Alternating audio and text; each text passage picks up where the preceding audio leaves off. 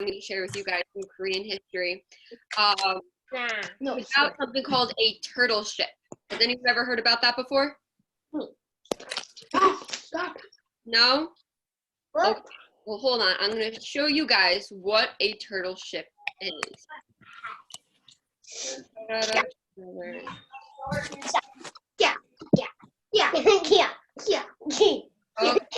I can pull it up for you guys. Let's see. So this is a turtle. Okay? A turtle ship was something made in Korean history to protect themselves. You guys, just so you, it's a little less loud right now.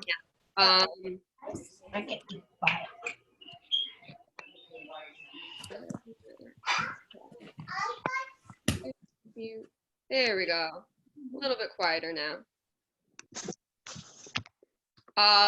So the turtle ships were made in Korean history when samurais were planning to invade from Japan. There was a guy called Hideyoshi, and he was going to try and invade Korea and take over because they wanted to make they wanted more land under their control. So this really cool general called Yi Sun-shin decided that he had to make something that they could use to defend themselves for when the Japanese came to attack. So the Japanese were taking boats across to Korea, and in 1492 they attacked Korea. So one of the things that they did was they built turtle ships. Turtle ships are a little bit different from other ships because unlike other ships, they had this shell that looks like a turtle, right, on top. So the top of their ship was covered, so people could not, could not get into the boat or attack the people who were inside the boat. So they had this really cool shell. They had spikes on top of it so that the whole ship was covered and protected.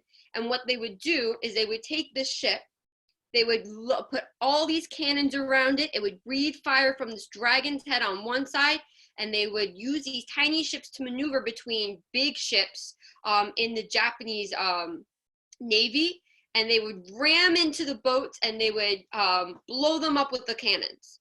So, and the thing that was really cool was the Japanese had this giant armada. They had all these huge ships. They had about 200 that were attacking Korea at the time. And in one battle with 200 of these ships, 20 of these tiny little turtle ships with their spikes and their plates covered it. So that covered it, made it so that they could defeat the whole fleet, and all 20 of the turtle ships survived, which is really cool and special. And so they won all these military battles with these really cool tiny little ships. So as you can see, it's got plated armor and whatnot. So when they would pull it next to the ships, no one could put grappling hooks, no one could shoot at them, they couldn't attack them, but these little ships could win in these big battles. And actually, Grandmaster Berlo has a little replica of a turtle ship in his office that he got last year as a gift. I actually have one, but I couldn't find it to show you guys. But it's super cool, so I thought I'd show you some pictures. So this is a replica. It's actually in a military museum in Korea that I got to visit. But this is a replica. This is the dragon's head. And it's a smaller version. Okay, whoever is drawing on the screen, we're not doing that today, please. But all these little holes are where the cannons would be put, and they would shoot the cannons. There were usually 26 on per ship. So it had a dragon's head that could spew like special gas or fire. This is where the oars would go. And as you can see, there are little spikes, and it's plated on the top like a turtle ship. This is it from the top view. Pretty cool, right? And that's the dragon's head and the sail. And this is what it looked like. And this is how tiny it was compared to some of the Japanese ships. So these ships over here are huge, right? They're really big, and these tiny little ships would win against them. The Japanese ships during these invasions, they didn't have cannons. They only had guns like muskets, and they had arrows and whatnot and grappling hooks. but they didn't have cannons. So when the turtle ships would ran in, there was really nothing stopping them from the Japanese ships, because the shell, their guns couldn't make it through. Their guns wouldn't really do much, because they were all of the military personnel were protected by the shell. So the shell protected them from these attacks, from the guns and whatnot, and they couldn't hold on grappling hooks, so no one could get onto the ship. So they could attack these big ships with their cannons, and these big ships really couldn't do anything to attack them. So, and it's one of the coolest naval inventions ever from this time period, and it did a lot of damage. Like I said, 20 of these ships against 200 of these giant ships, and they stopped Hideyoshi, who was the leader of the Japanese army, from invading them, and they kept Korea safe. And they did this twice, in 1492, and I think it's 1498 if I'm correct, or 90, around that same time. And so they were able to stop that 2 times. So how does that sound? What do you guys think? I'm gonna unmute you guys now, and you guys can tell me what you think, okay? What was the actual Japanese? What, Lucas? What was the actual size of the Japanese? Well, if you see here, this is how tiny the turtle ship was compared to the Japanese ship. I don't know much more about the Japanese ships, besides the fact that they didn't have cannon and things like that. My focus is more on the turtle ship, but I do know that they really, really large and did not have cannons. The turtle ships pretty much won because they're well armored, so nothing could really pierce them. There's technically like a tank of water for the top. Yeah. Karen, do you have a question? Yeah. I have a question. What's your question, Karen? And then whoever else has a question, you guys can ask. How did they get inside the boat? Well, there are obviously doors on the side. So there's like, here, I'll show you guys. There's a door usually on the side over here with the prow over here. This is how they would get in the boat, and then they would just go through the door. But what's really cool is they have it's like they have a roof of a house going over them to protect them from anything that comes down from the rooftops. Would they lock it, like after they went in, would they like lock it so no one could come in? Yeah, well, the idea of also the shell, unless they got onto that really small part, they wouldn't be able to get onto the ship, right? Because of all the spikes and the plating. Okay. My question is that spikes are pretty spread out, so would they still be able to board the ship? Here, I'm gonna mute everyone so I can unmute you. Mute all. Why is it not? Well, the way that it's set up is these are actually really close together. So, and if you're trying to swing from one ship onto the other ship, there's a really large chance that you're going to hit a spike. If you don't hit a spike, the way that this is plated on top of this ship actually prevents people from, staying on the ship. What they'll do is they kind of slide off the side. So you see how it's rounded on the top? Yes, you see how it's rounded? So that kind of makes it so they kind of slide off. It's not easy to grip on by the way it's plated. So it keeps them from going through and staying on it. So even if they were able to get on, there's no way they could really get into the ship unless they kind of climbed across the top and then went to the doors were on the side. So that's what makes it so special. So they have a lot to do to really get in or on the ship. Does that make sense? Yeah. Awesome. So I thought I'd share this with you today because it's something so cool and different, and it is one of my favorite stories. I actually got to go see, this is a smaller version, this replica of the ship, and we got to meet with a general when I was living in Korea, and we built our own versions of it, and we got to ask him a lot of questions, and it was super, super cool. But it's what the Korean Navy is most proud of, and they actually have a bunch of statues of the general placed all around Korea because of his bravery and also his wit and wisdom in battle. So that's something really, really cool that they have in their history. So, and it's also 1492. What else is at 1492 that year? You guys know? You guys are on mute, so you have to unmute yourselves. I can't do it from here. Christopher Columbus. Christopher Columbus comes to the Americas. Is that pretty cool? So that's an easy year to remember, yes? The first president, George Washington was the first one. Okay, now I have another Korean lesson. America told Japan to. So now I have another thing to show you guys. Let's see if I can pull it up.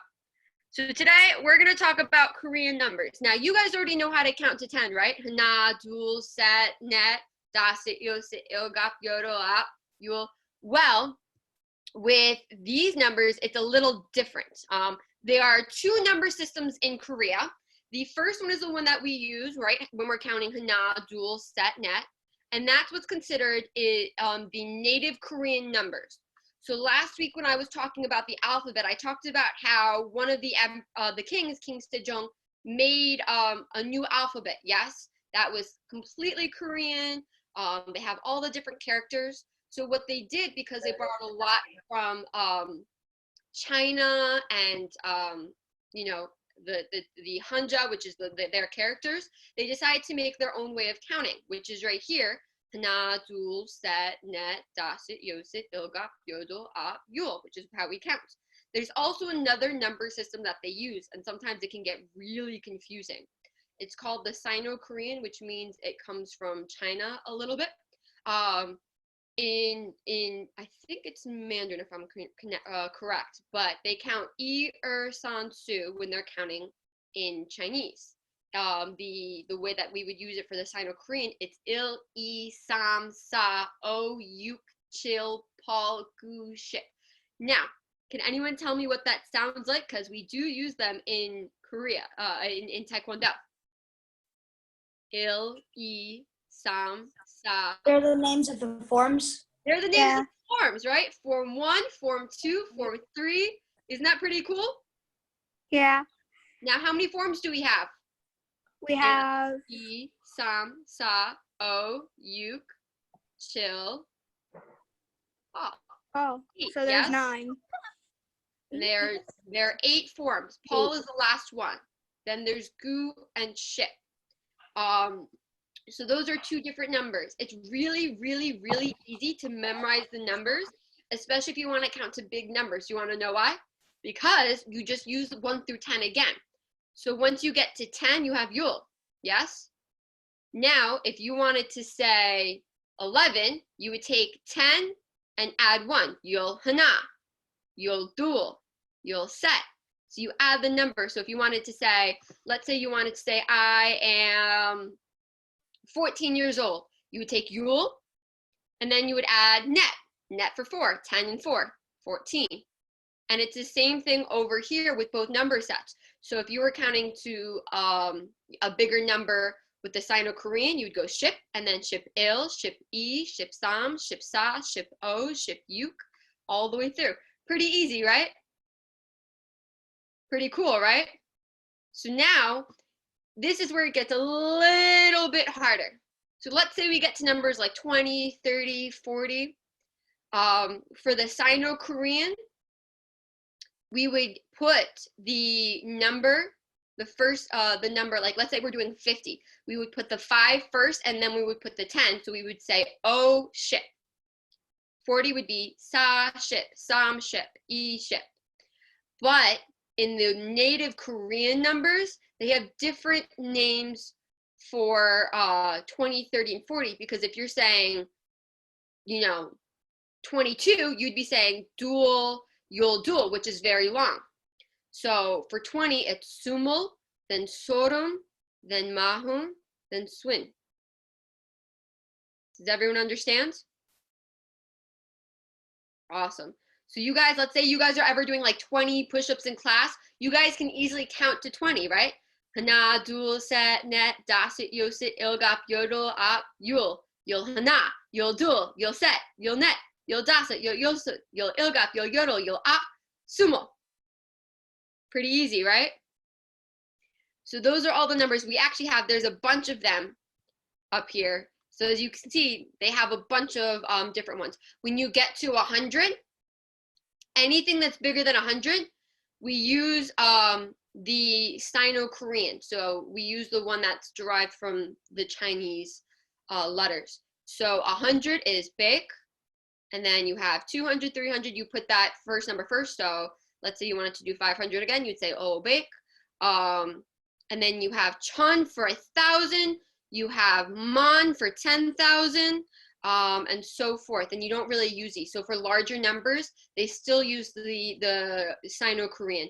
This one's used up to about 100, but it's used for certain things. So this is some ideas of what you would be using when you're trying to use the numbers, like to tell which one you should use. So we count with the native Korean, hana, dul, set, net.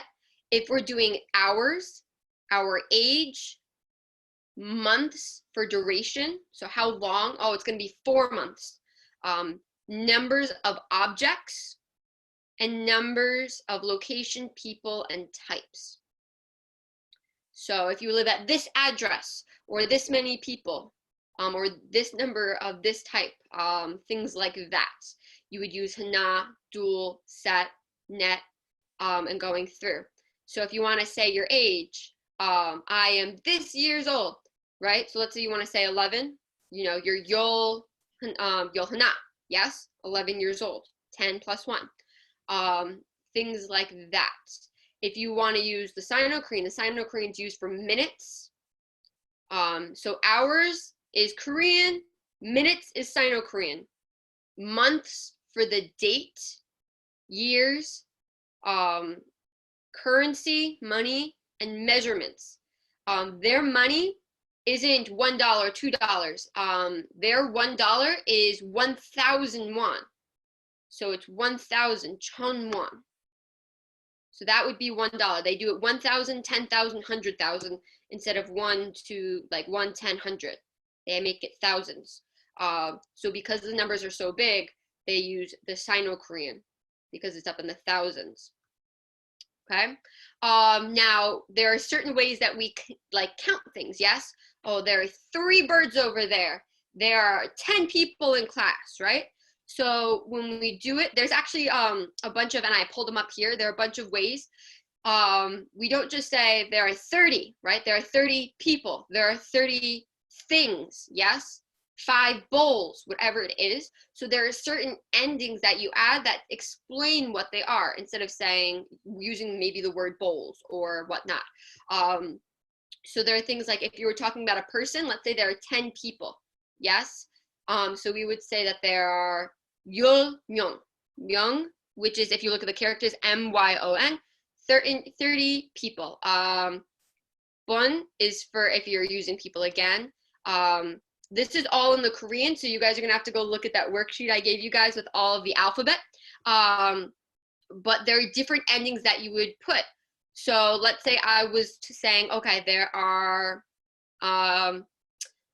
let's say it's something general, because general is the one that if you ever forget anything and you wanted to say, oh, there's 5 of this or 8 of this, you would use this one here, which is GAE, okay? So let's say I wanted to say, counting something, there were 13 of something, okay? So I'd go yol, set, ge, right? I would take the 3 and I would add this ending, right? If I wanted to do a big number, so let's say there's 100 of something, I would say bek, get, and I'd add that ending to it to as a way to show that it's this many of a thing, which is super, super cool. There's also 0. 0 is a little bit different from the other numbers though. So for 0, it's 2 ways that are derived from Chinese origin. There's young, Y-O-N-G for 0, and then there's K-O-N-G for nothing, okay? But they both count as numbers in a way. You use the young when you're doing points in a game. You use it for the temperature, and math. You would use that one for math. And you use the nothing one for phone numbers, which is a little funky, right? Just a little bit. So now I'm going to unmute you guys. I'm actually gonna, let's see if I can do this again. Unmute all. There we go. Hello. Hello. So what do you guys think? Good. Interesting. It's a lot, right? Yeah. But it's super cool. Now you know what you're quarantine, right? Page Ilsam, Page Sam, Sa Oyuk, right? Il Isam Sa Oyuk. Where's your next to spot? What? You guys have any questions? No, not really. Not really. This was pretty easy to understand. Yeah. Yeah. Yeah. Awesome. So I think it's really, really cool when you can count certain things, like when you're in class and you're doing like a bunch of squats or something. It's super cool to be able to count to it. And I know in the Carmel location, they actually have a clock on the wall, right? That has all the numbers in Korean. So that's pretty cool too. So you guys can read the clock. And then you guys can see that this is the Korean and this is what it sounds like. So you guys can practice it and look at reading it and whatnot as well, which is a really cool thing to do. Nope. So it's pretty funky having two number systems, right? Yeah. A little different. So we have to make sure that sometimes we use the right one, which gets really tricky.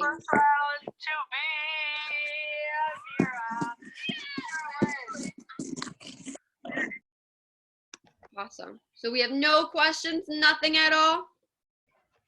No. Nope. Okay. So these are the numbers. I will upload this so you guys can see it and use it if you want. And you can like show your instructions and whatnot. And you guys are training. Okay. And then you can use them as well. And it's got the hints at the bottom of when you use them for certain things. So one of the things that I think is really cool, and I do it with my mom and one of my friends. If you take words that you're learning and you use them in everyday situations, you're more likely to remember them. So you use chariot, knyet, jumbi so much in Taekwondo that you naturally know what they are, yes? If you guys start trying to use some of the words that you've been learning in everyday situations, you're gonna remember them a little bit more. I have two dogs. They're sleeping in the corner of my room right now. And when I'm talking to them, half the time I'll use some of the words that I'm saying. So I'll call them over and I usually I'm like, come here puppies or whatever. And maybe I'll say it in Korean, or if I'm hungry, I'll say something to my mom and I'll go, Mom, I'm hungry in Korean, and I'll practice it. And actually my mom knows half the time what I'm saying because I say it so much, I practice it so much that she understands it and I get to practice saying it.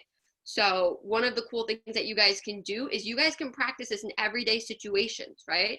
You can use it when you're doing stuff all the time. You can ask if any of you are from Briarcliff or Shrub Oak and know senior instructor Tracy. He laughs at me all the time because when I'm at work, I'll start talking to myself sometimes. And I'll always talk in another language. I'm either talking in Korean or I'll talk in German. So he'll laugh at me a lot. But it's a good way to practice it and use it in everyday situations. Rather than, learning it once and then completely forgetting it. Yes? Just like at school, you have to study something over and over and over, and you have to use it over and over and over to make it worth remembering. You do your forms over and over and over to make it strong and correct. Okay? So this will be sent out to you guys if you want to try using it when you're at home. You can use it to count stuff, whatnot. There is the other worksheets that I gave out last time. Those have been uploaded as well, and that has the alphabet and some of those basic phrases. Yes. So I highly encourage that you guys take a look. If this is something like Rishab, I've seen you to a couple of these, Karen's come to a couple of these, Lucas, you've come to a couple of these. Try and build up on them so that way you guys can use them or get more out of them instead of just learning them one and done. Yes? That makes sense? Yep. Awesome. So do you have any questions, comments, concerns about anything? No. No?